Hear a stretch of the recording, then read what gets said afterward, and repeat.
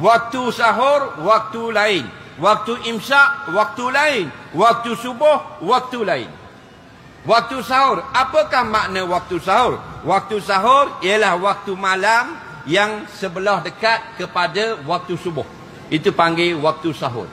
Iaitu 2/3 malam, 3 pagi dan ke atas. Kalau subuh itu pukul 6, mana 3 sampai 6 itu waktu sahur. Faham? Dah waktu imsak lain. Waktu imsak ialah waktu 10 minit sebelum waktu subuh. Faham?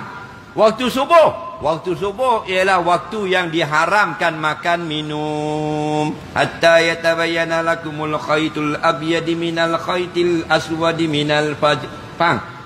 Makan minumlah sampai benang putih terbeza dari benang hitam. Maksudnya kalau belum subuh maka boleh makan minum. Jadi kenapa dibuat waktu imsak? Dengar baik-baik, malam ni bagi settle selalu. Waktu imsak bukan waktu haram makan. Waktu imsak begini, bagi orang yang sudah makan, jadilah makan. Kerana sudah masuk waktu imsak.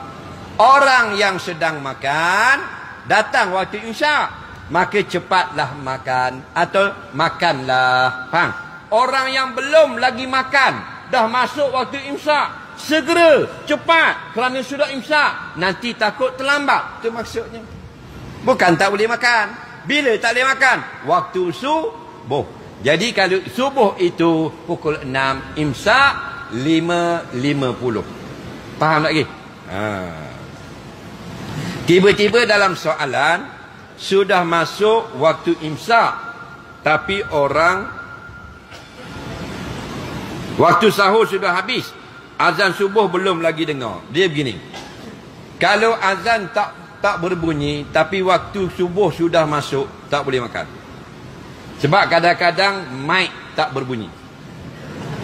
Tok Bilal azan tapi dah mic rosak, amplifier rosak, tak dengar lah.